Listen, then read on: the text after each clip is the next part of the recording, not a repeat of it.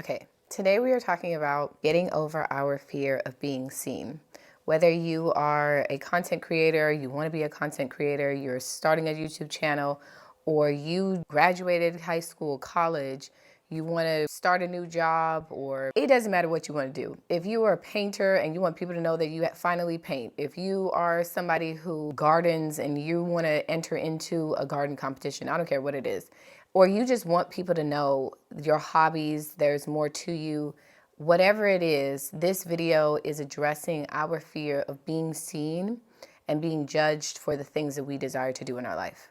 I am someone who has anxiety, and I think a lot of people would not expect me to say that I really do struggle with my anxiety thoughts, or fear sometimes of being seen. Like, I will have full-blown panic attacks going into a 7-Eleven if there's too many people in the 7-Eleven. And I think a lot of people, we have perceived notions of what it looks like to have anxiety or depression or to suffer with certain things in life and how that should present itself.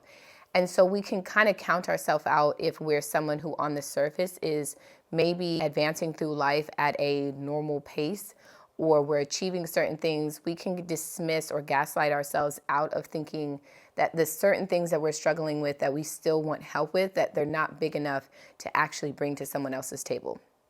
Now, before we get into this, I do want to say as well that nobody knows you better than you. Your best advocate is always going to be yourself. No matter what you're experiencing, the person who knows you best, that knows the things that you have experienced, is going to be you. So anytime we're shifting our ideas or our mental state more into alignment, we want to remember that the person who can give us the most push in the right direction is ourselves. Sometimes we need a reminder, and there's nothing wrong with that. There's people in our lives that we just want to be able to come to say, hey, could you walk me through what you think of this situation so I can see it a little bit more clearly? And this is why I keep saying use your discernment, because that's what I want to be, to help people who don't have somebody, or who have people, but maybe they just haven't thought of it this way. But you also want to remember that there are certain people in your life that if they're not on a healing journey or they haven't done the inner work necessary, they may not be your best advocate. But you will always be that best person. And even if you're struggling to even believe that, it's okay. It's far better for you to say, I am working on that, but that's who I want to be for myself, versus I don't trust myself, and so I'm going to go out and like see what other people think. Because sometimes people don't have the best intentions, or they at their core could have the best intentions, but they haven't done the work necessary in order to align with that. This is why sometimes when, even in this space where I'm talking about things that I have experienced, things that I have knowledge in, and then there's people who want to be right, and the energy behind the questions that they ask or the way that they present themselves is from that place of wanting to be right. I don't want to be right. I want to be right for me. I want to be in alignment with saying the things that I'm meant to say in the way that I'm meant to say it. I want that to be true for me. And you want to be in that same state too, where what you're doing is truly in alignment with you, right? We call that authentic to ourselves, or we say that you're confident in those things, you know yourself, like whatever you call it. The point is, it's in alignment, it's in flow. You are not going against yourself in order to be that version of you. So the first thing is, when we think about taking up space, when we think about, and that's what I'm gonna call it. The fear of being seen for me is the fear of taking up space. So I'm going to call it the fear of taking up space.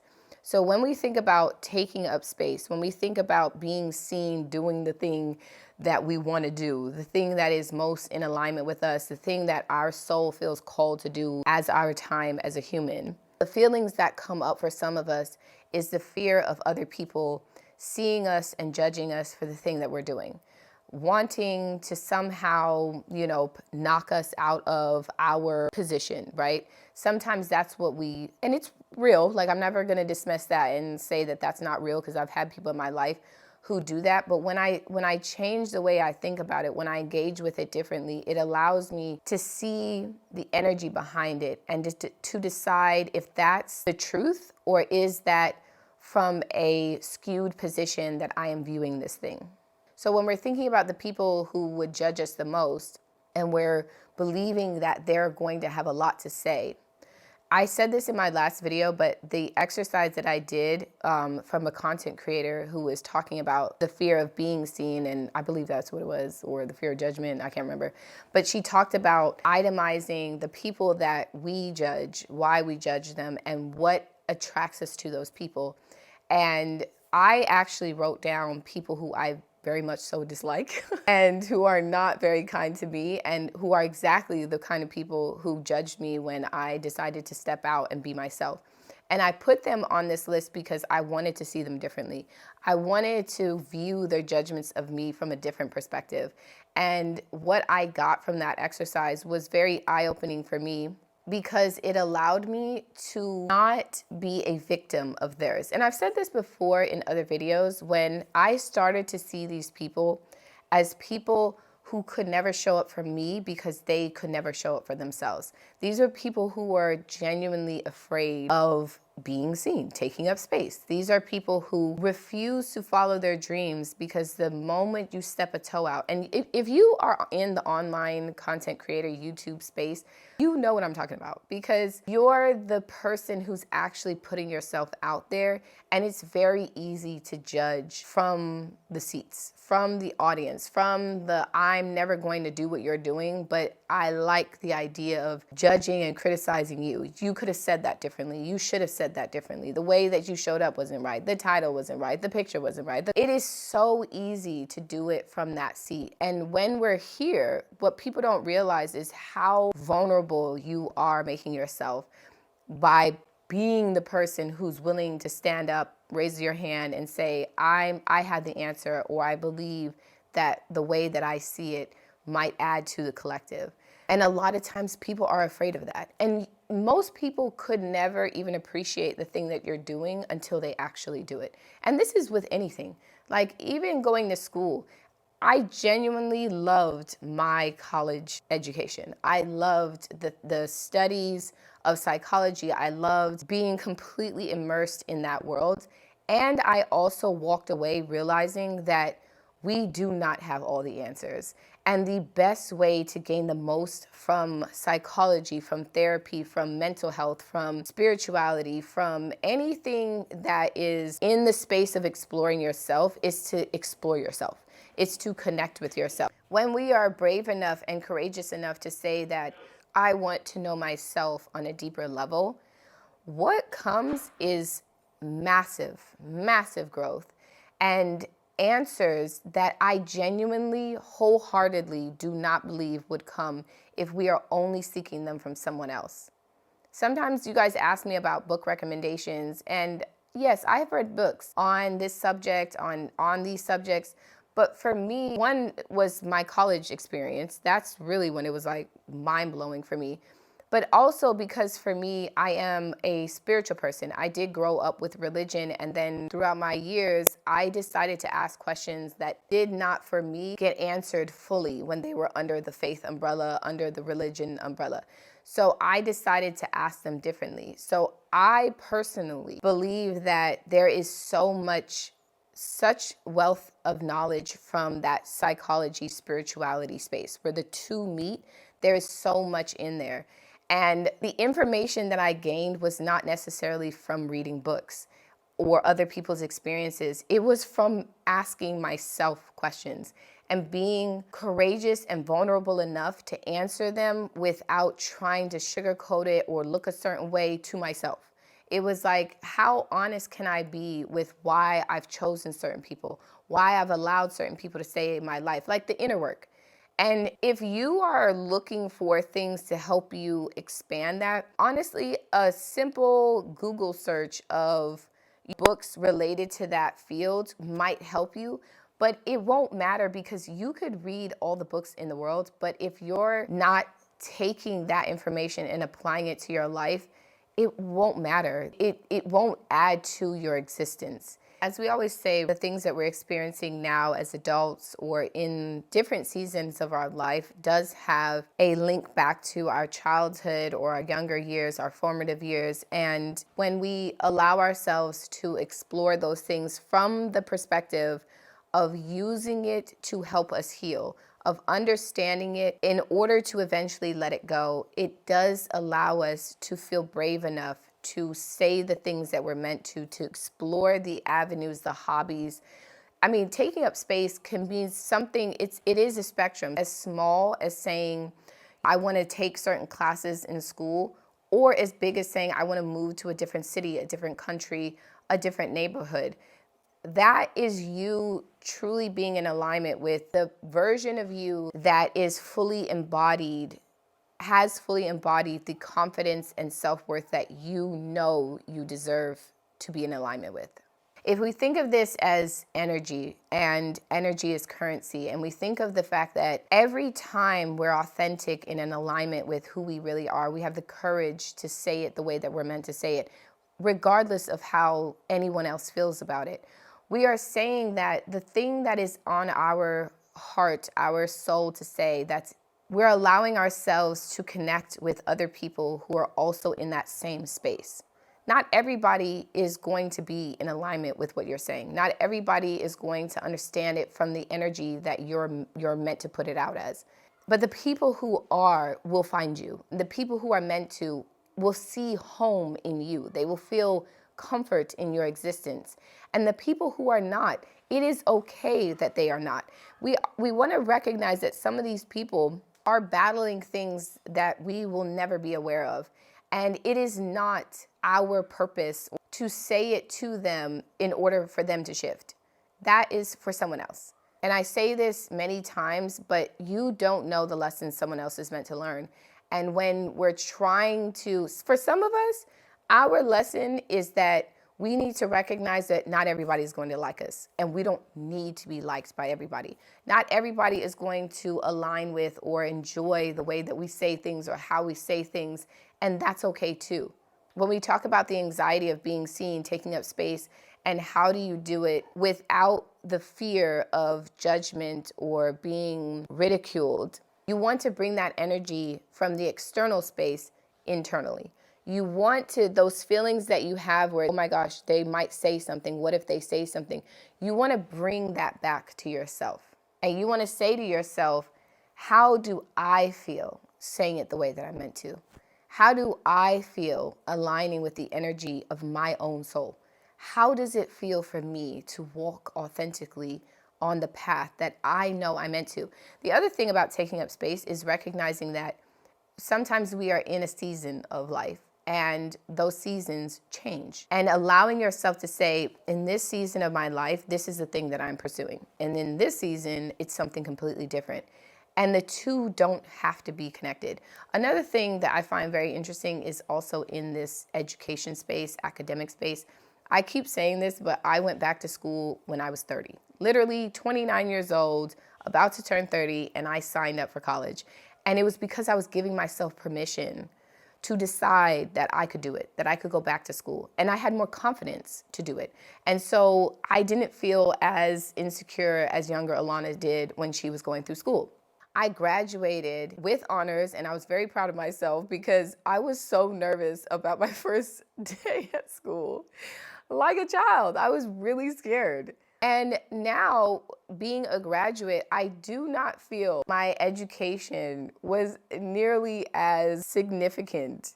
And I don't mean it like, oh, it's just a piece of paper, because I never feel it's just a piece of paper, because the expansion of my mind that I gained from that experience, I don't think can be replaced. But I do feel like some of us really hold on to, they make their entire personality, the fact that they have a degree, the fact that they're licensed, the fact that they have this education plan. All of this stuff is who you are. And so when you see someone else living their truth with knowledge that you have, we got to chin check these people and figure out, well, what gives you the right to say this? Or how come you feel like you... And that, to me, is a personal problem. That's not a me problem. That's a you problem. When somebody feels a need to make you smaller because they feel the things that someone else made them feel smaller for, the fact that maybe they didn't have an education, the fact that they didn't have this degree path or this path set out properly. There are so many people in my life, especially, that tried to act like I was dumb before I had my degree. And first of all, I don't speak to these people anyway, so it's not like I went back and was like, hey, I got a degree. But that's the thing. is that people will find the thing about you that gives them, that almost justifies the irrational thoughts that they have towards you. So again, I keep saying this, you are damned if you do and damned if you don't. You want to know yourself. You want to be so clear on who you are that when other people get disturbed by your energy, you don't feel disturbed by the fact that they're disturbed. That's why we like that quote where they say, my light agitates their demons.